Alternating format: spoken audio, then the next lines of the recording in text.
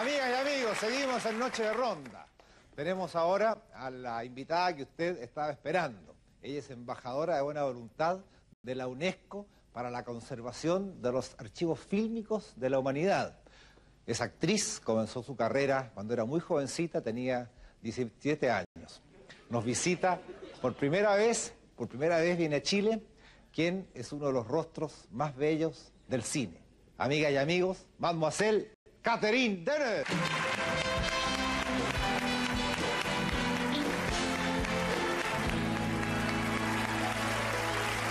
¿Cómo le va?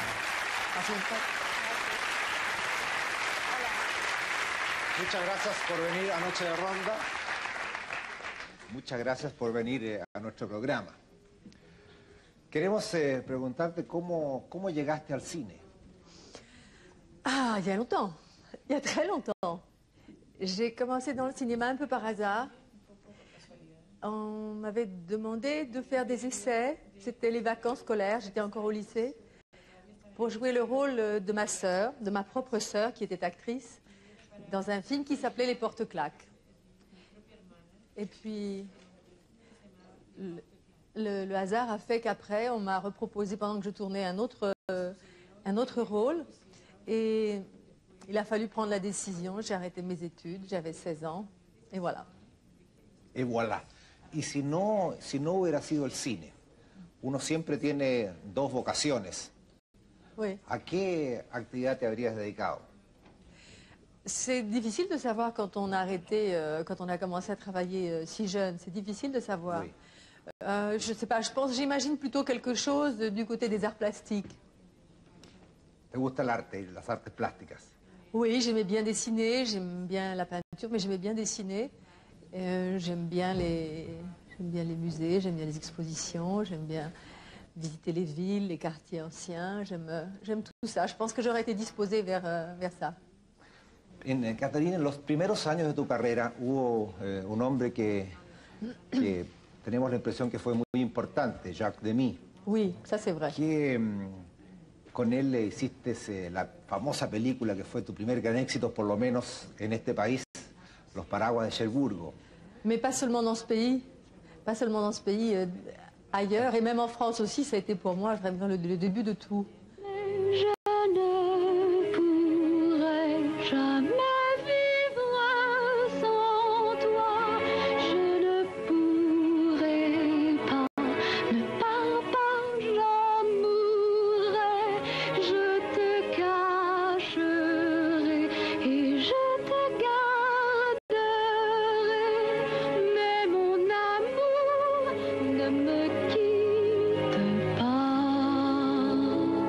Yo no quiero preguntarte de tu vida privada. Me gustaría que profesionalmente tú me dijeras cuál es el aporte, crees tú, que tuvo Roger Vadim al cine francés.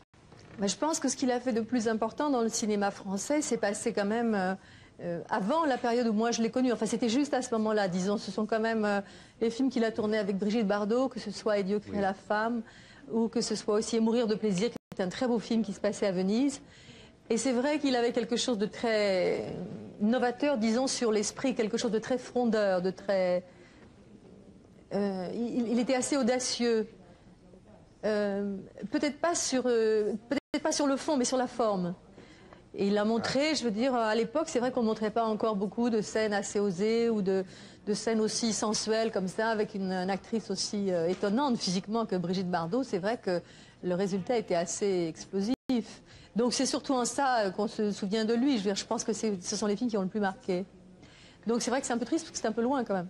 Se traspasa al cine la diferencia entre la personalidad de los franceses y de los italianos. Por ejemplo, Marcello Mastroianni, como actor, que lo hemos visto en tantas películas. Je l'ai connu avant de travailler avec lui, et puis les différences entre les Italiens et les Français ne sont pas si grandes que ça quand même. D'abord, il y a des racines de la langue, il y a une base, on est quand même assez proches. Moi, je trouve que les Italiens sont un peu comme des Français excessifs, si vous voulez. Mais j'aime beaucoup leur fantaisie. Ils ont beaucoup de fantaisie, ils ont un œil assez aussi, je trouve qu'ils ont très facilement beaucoup de goût, les Italiens, pour beaucoup de choses de la vie quotidienne, de tout. C'est un pays très, très beau, très beau, les grandes villes, les petites villes, les villages, tout est beau, je trouve, en Italie. C'est un pays vraiment où la beauté fait partie de la...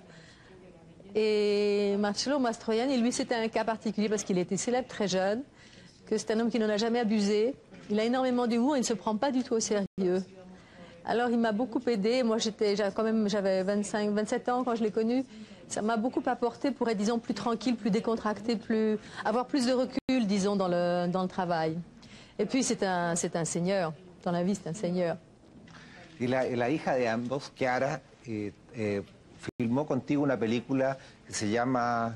Ma saison préférée. Ah, Mi estación preferida. Preferida. Ma saison préférée. Oui. Y técnicamente, ¿cómo tú ves a tu hija como actriz?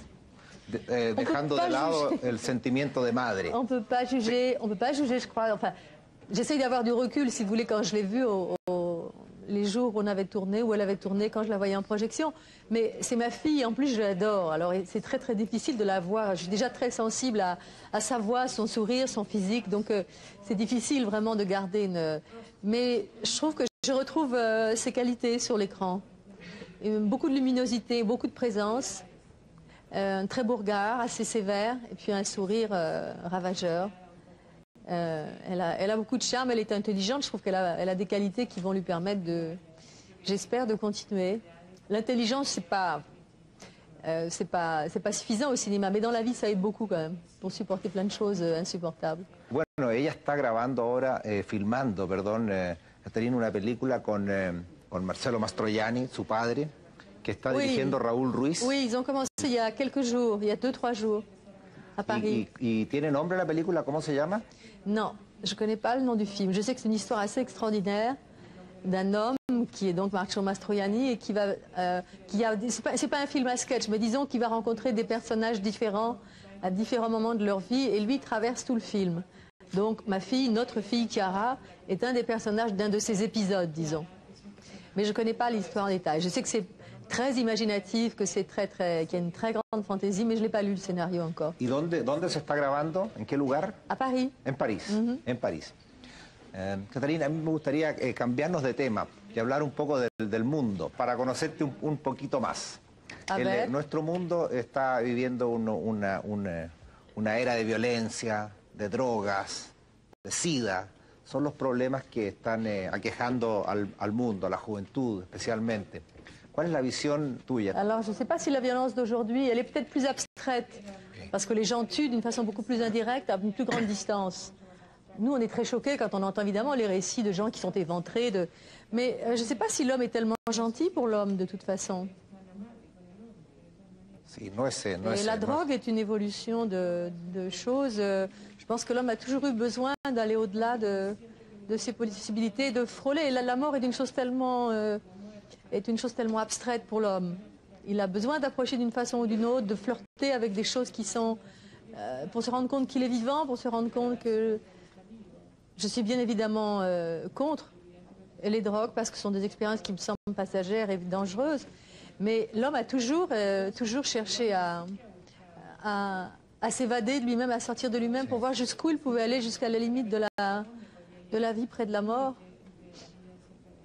Donc malheureusement, ça ne m'étonne qu'un peu. Ce qui m'étonne, c'est qu'après autant de temps, les hommes ne soient pas plus sages. Que la violence soit toujours aussi violente. Es de esperar que en el futuro nos pongamos un poco más sabios. Je pense que ce sera toujours plus abstrait, que la façon de tuer les autres ou d'aborder l'autre, ce sera de plus en plus abstrait, de plus en plus loin, de plus en plus sophistiqué. Donc la notion de contact physique, pour moi, c'est une chose impressionnante. J'ai l'impression qu'on s'éloigne comme ça les uns des autres et en même temps, il y aura une proximité à travers des techniques très extraordinaires de se rapprocher dans le temps d'une façon incroyable. Mais je pense que le contact physique va s'éloigner, je trouve ça assez inquiétant. Bueno, salgámonos del mundo porque uno puede ça vous fait peur, finalement. Sí, salgámonos del mundo mejor. Catherine, Playboy publicó unas imágenes que habían escrito de una película tuya donde tú aparecías desnuda. ¿Cómo se defiende una actriz famosa y bella del riesgo, del temor de convertirse en una mujer objeto? Il y a deux questions dans la question que vous me posez. La première, c'est que je suis étonnée que vous me parliez de cette photo que j'ai faite il y a quand même plus de 30 ans. J'ai dû faire des milliers de photos dans ma vie. Cette unique photo, qui a été tournée pendant le film tournage de Répulsion, a été publiée. Ce qui est curieux, c'est de voir à quel point ça marque. Mais je pense qu'en vérité, pour vous, c'est un sujet pour m'interroger sur l'idée qu'on peut utiliser son corps. La femme-objet, c'est très... Enfin, je ne sais pas, c'est pas une notion, si vous voulez, que j'ai véritablement, parce que si j'étais un objet, j'ai toujours été un objet qui parlait. Donc un objet qui parle, déjà, se sent un peu moins objet, si vous voulez. J'ai pas été utilisée, même comme actrice, comme une femme-objet tellement. Donc je ne sais pas, je pense que le risque, c'est toujours d'avoir un physique intéressant et qu'on ne fasse toujours appel qu'à votre physique et qu'on ne vous laisse pas l'occasion d'exprimer autre chose. Mais la nudité, c'est une question très très personnelle. Moi, personnellement, je suis contre. Ça ne m'intéresse pas beaucoup. Donc c'est vrai que quand on m'évoque cette photo, c'est pas quelque chose de gai et c'est pas quelque chose que j'ai aimé faire. Donc si j'avais aimé le faire, ça ne me gênerait pas de le revendiquer. Malheureusement, je ne peux pas la revendiquer. Je ne peux pas revendiquer ça. Et pour moi, la nudité au cinéma, ce n'est pas une chose qui m'intéresse beaucoup parce que je ne trouve pas ça très érotique, la nudité, personnellement. Et no tienes que defenderte permanentemente de los paparazzi. Me défendre des paparazzi? Je ne vais pas à la plage, alors la question est réglée. Ah non, à la playa. Pero bueno, la playa, la arena, el mar. J'adore la mer, mais comme j'aime beaucoup ce qui est sauvage, je m'arrange pour aller à la mer quand il n'y a pas trop de monde. Et puis aller dans des endroits quand même qui sont, disons, plus difficiles d'accès. C'est normal. Même les touristes cherchent toujours des plages désertes avec personne sur les plages, même s'il n'y a pas de paparazzi.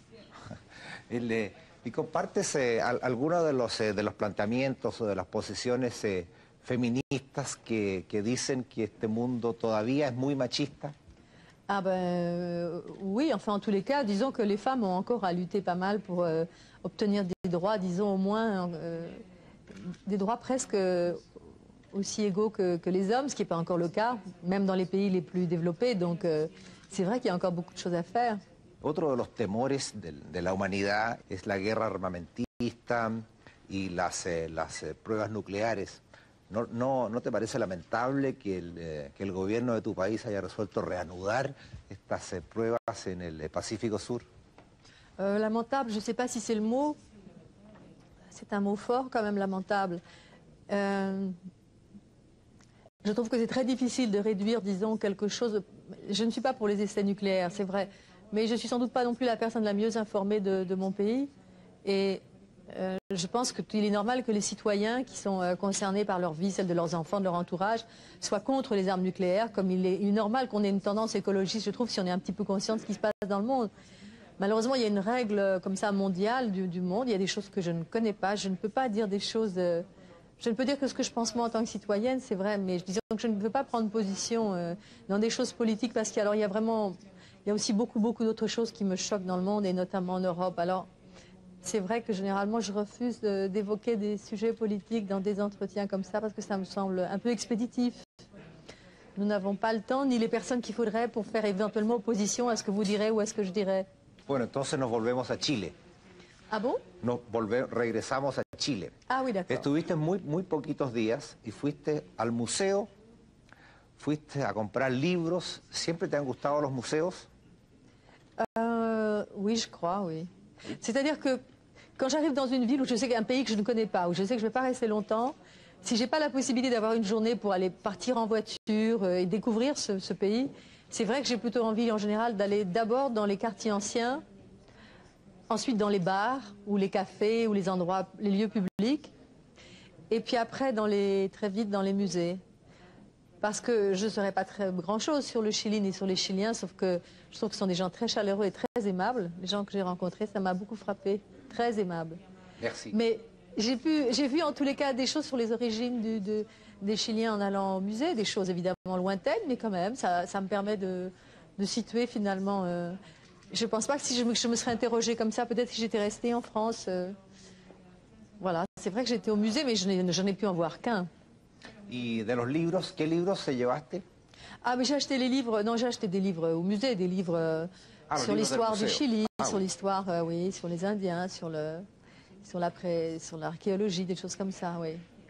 Yo leí que Catherine Deneuve había comprado libros, yo dije se llevó a Neruda. Non, mais vous savez, c'est assez lourd les livres d'art. Hein? Sí, pesan mucho, sí, oui, para la maleta. ¿No? Oui. ¿Te gusta la literatura? Oui. ¿Qué literatura te gusta? ¿Los bestsellers o la literatura más clásica, más profunda? J'aime beaucoup la littérature dite classique, c'est-à-dire j'aime beaucoup les grands auteurs classiques, c'est certain, parce qu'il y a quand même... je veux dire, je ne suis pas blasée, je vais pas... Mais c'est vrai qu'on aime toujours découvrir quelqu'un, on aime bien...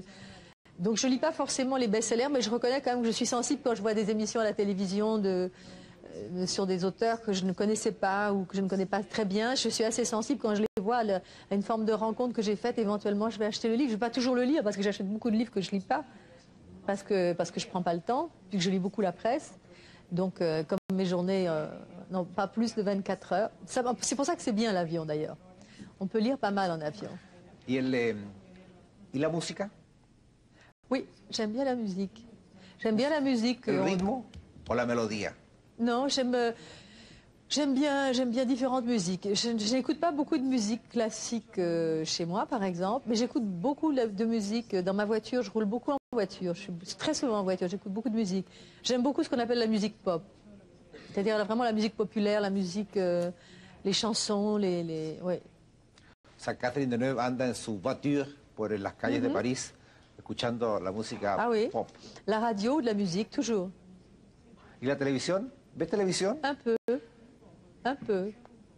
Y las de cine, Duro de Matar, Die Hard, Terminator y estas películas del cine americano. Je regarde des films. Moi, je suis abonnée. Il y a plusieurs formes d'abonnement en France pour ce qu'on appelle des choses de cinémathèque, des films très anciens, des films classiques. Donc, je regarde très souvent ça à la télévision et puis je vais voir d'autres films au cinéma. Je vais pas mal au cinéma. Pas forcément voir des films américains. D'ailleurs, je vois des films... En France, c'est un pays très ouvert. C'est pas comme en Amérique. On peut voir des films du monde entier, pratiquement. Un fin de semana ideal de Catherine Deneuve, ¿cómo es? Une semaine? Un fin de semana, un week-end. Un week-end? Ideal weekend. C'est comme beaucoup de gens, c'est de sortir, de quitter la ville. Mucha gente, beaucoup de gens. Oui, beaucoup de gens, mais tout le monde va à la campagne le week-end. Tout le monde part, comme en Angleterre, comme... Et je ne sais pas ici si les gens quittent Santiago pour aller à la campagne aussi, mais moi, en tous les cas, ça, c'est vraiment ce que j'essaye de faire le plus possible, de partir aussi à la campagne. Enfin, pas le plus possible, mais le plus régulièrement possible. Bueno, Catherine Deneuve tiene tantos admiradores, no solamente en todo el mundo, sino que también aquí en Chile, que están viendo Noche de Ronda. Tengo que preguntarle por el amor, siempre el amor. L'amour toujours. ¿Cómo está el amor? Mais je pense qu'il y a de l'amour dans beaucoup de choses. Je pense que même dans les choses qu'on a évoquées là, il y a beaucoup d'amour. Moi, je ne mets pas l'amour que dans des sentiments masculins, féminins. Je mets beaucoup d'amour aussi dans l'amitié, dans mes rapports avec des gens, même si c'est parfois très, très bref, mais c'est une forme d'amour pour moi. Bueno, Catherine, yo quiero agradecerte mucho que hayas venido a Noche de Ronda a conversar con nuestros amigos y con nuestro público, y me gustaría que te despidieras de nuestro público porque van a pasar muchos años antes de que vuelva a nuestro país, a no ser que... C'est possible. Quoi qu'on ne sait jamais. C'est vrai que c'est la première fois que je viens, mais peut-être que je reviendrai beaucoup plus rapidement que je le pense. Peut-être dans 2, 3 ans, je ne sais pas. On ne sait jamais. Bueno, yo te quiero agradecer. Muchas gracias por haber venido a nuestro programa. Merci. Y que su regreso a Francia sea muy bueno y la esperamos cuando quiera volver a Chile. Amigas y amigos, yo los voy a dejar ahora con unos breves comerciales y ya regresamos. José Luis Perales y una de sus más hermosas canciones pondrá fin a la Noche de Ronda de hoy. Espérelo.